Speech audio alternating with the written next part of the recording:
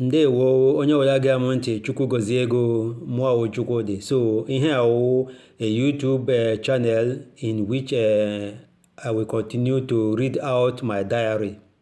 Yes. So na ụbọchị taa aga m ekwukwu okwu gbasara in the days of the struggle of Umuofakaja and of Joseph Abara in particular. So papa m in the days ọ ji struggle ga after the war, iji hụ that as a man of the house, I had taken the responsibility of holding his families together. You understand me? So onwe anything that was done by our mother which was not which did not get my father's approvals and consent. So like as I said, during the meetings of Umuofakaja, ebe ọla a ga-eme meeting ọwụla, apart from discussions gbasara the unity of the family members of Umuofakaja, each of these the venues was a forum for my father to make inquiries gbasara ma onwere ndị ga-eji ụlọ makwa onwere ndị shi ụlọ ndị shi village lọ ejighị later from his family ndị ke n'ụlọ. So I remember very fine, papa m ga-ekuli ya jụọ onwere onye ga-eje ụlọ. So Yaroma, he decided, Yaroma, eventually there will be announcement that onye deba galakpo in a few days time or 1 week time. So from that very moment, papa will now begin the arrangement of what to do to be able to send money to the village. So papa, for many years, he was working in the postal services, and he was contributing into 2 different thrifts. So to be able to raise up funds and with which to sustain the family. So what made it much more difficult was because papa nwere another section of his family at Owerri. So onye nọ na-arụ shift atọ were igwe na-agba na-eje ọrụ iji hụ that na even ego transport is not being taken away from the salary, because ya rie ụgwọ ya dịga na this thrift ya gbara aka ya lụkpụlo marachi at the end ọ ga-eru mgbe ọ ga-eji collect ego ahụ. So by that time there was no banking, there was no way to save money except to do these contributions. So yanakwa for the meeting of Umuofakaja emitiekwa atụmakwa dues papa mewerekwa nke ya kpụọ. Onwebe mgbe ọ ga-eji ru the financial secretary and the treasurer gaji tie aka papa meghara ekpu ego. My father was a very strong contributor. So apart from that, so it was also planning that onwe onye ga-eji ụlọ papa ga na mama hilodo.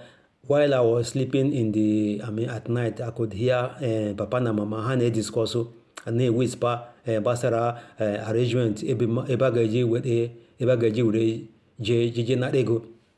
So onye ka ga-eje meetie ka onwere ndị ụmụnye nwere in the position to be able to give money, but I always know that I can decide that na ga-eje ebe ke onye dịkpa je bid ego, you know.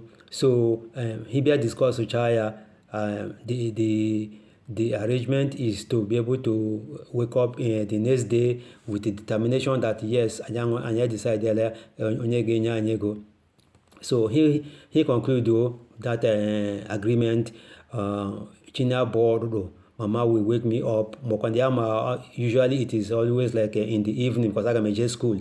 Ya ọrụ in the evening a ga-eme arrangement that onye ahụ ajaji meeting all along dịka ebe 4-5 mụ na mama esoro anyị eje.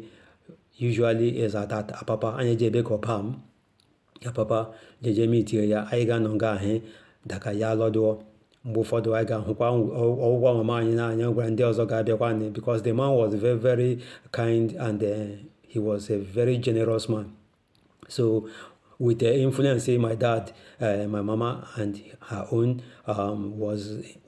she had that aura, of ya tiaka makego enye ego. Upper Monique, the money mama juru for that particular day may not be available. Ogashin, okay, I'll go back tomorrow. So Chidukwechi and Yejikurahu again. Then let me to Opam, and that money will be given.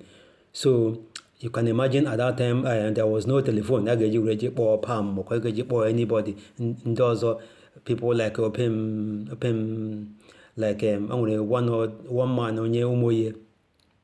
So open Dostan or I've forgotten his name now. So Anye Jebeke and Elasa Maja, Anye Ego, some other places at Lawansing. I remember some few places Mama Meja Pomeje, Anye Jebi Ego. JJ Ageji Ureji me the package to be able to give to those people that are planning to travel to Owerri. So in this case, mama m ga-abịa ya na that money ya bịa fụta anyị eje ebe ka mama anyị na-akpọ ya mose. So ebido ego ebido ya ihe ndị orega like provisions, milk, Milo, Bonvita, all those kind, packet of sugar, packet of tea. So another ya hụ ha ndị anyị ejiri erila n'ime ụlọ as people that are doing the hustling and living in Lagos. Anyị ejiri aṅụnya tea with milk. So aga na-acha ihe ndị a mama m arapụọ ya nye akwụkwọ arapụcha ya meweta something ede ya ahụ Michael na ahụ Michael abara eprint ahụ ya n'elu ya dị ya were eriri keshicha ya. Papa m je eshi na ebe ụlọ ọrụ ya weta ihe dịka eriri ejeje eke ihe anyị ekecha ya anyị apara ya jee meetie the person ọlakpuji ụlọ. So were ya were ji nye she had deliver to Mike.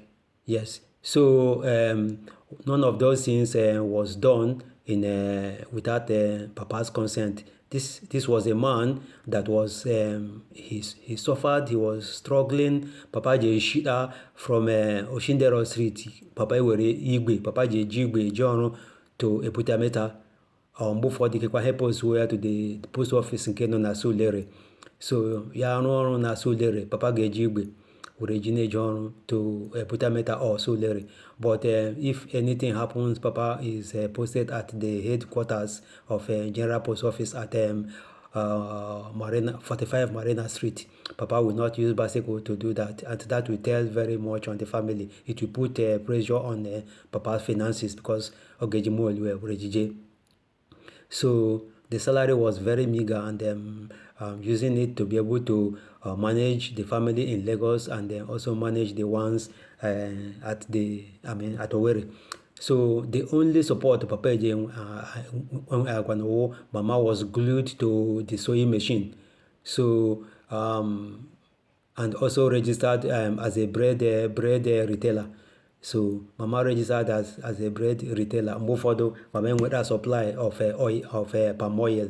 Palm oil anya bịa mejeje rụcha ebe ọla m hụrụ bọtụl ma eweta anya asa bọtụl ahụ mmiri were ya gbaa mmanụ tinye ya dọma ya n'ime efere apafọ mmanya ahụ dọta ya n'eshi. So mmanụ Mama orega ga-anọ in front of the house and also the bread.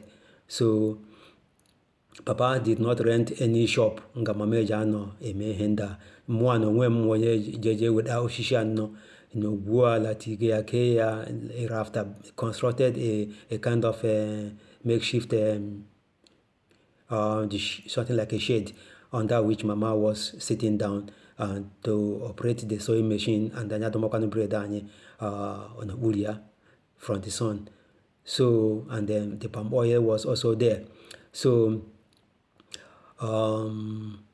so yana runo before mwa na school, that was my responsibility and my own job. Mapara bread, aga mapara bread were garia to all the streets that is around Oshindero Street, streets like Odushelu, Smith, like Ronke, all those places in Dibobi. Mapara bread na gare na that area. Ngola m hụrụ ndị ndagoin mgbe ahụ kwanu ndagoin je ji ite original ere beans, these beans will match akwajacha were peji ndị bi Lagos at that time ga-amata what they call ewa going. So mụ ga na-esoro ha because onye zụọ ngwa ọla m hụrụ ndị chọrọ ịzụ beans, aga m ama that na ga ha chọọ bread. So I took that opportunity to sell my bread, and yes, so that was how things begin to. So this was on daily basis. I have to do this every morning before I go to school. So yama mrecha bread and hemalo bulo were go mre era hapro my mom. We can the bread dot ya napra terabam bara Jama school, and the school known at Ralph number 2 Ralph Williams Crescent at Delabu. So you can imagine man Mua Iji as a young child. Ijuko from Moshindero Street, Meworoko ga to Adelabu, where I had my elementary school. So yes, so this is the time of the beginning of our life in Lagos. Yes, so I thank you for listening. In my next video, I come into a different topic to be able to tell you how the life was with my father and my mom during the days I was just trying to grow up. Yes, if you stay with me in this channel, I will begin to talk about the way my father handled his family, and how I think my father was not responsible for anything that happened. Everything was any other thing that happened is as a result of choices which people has made in their own lives, and how those choices now has affected their lives individually, and then also will affect the life of my father and my mother, and then the community of, the family of Umufakaja and the community of Umagangunu and Ungunu as a whole. Thank you for listening, and God bless.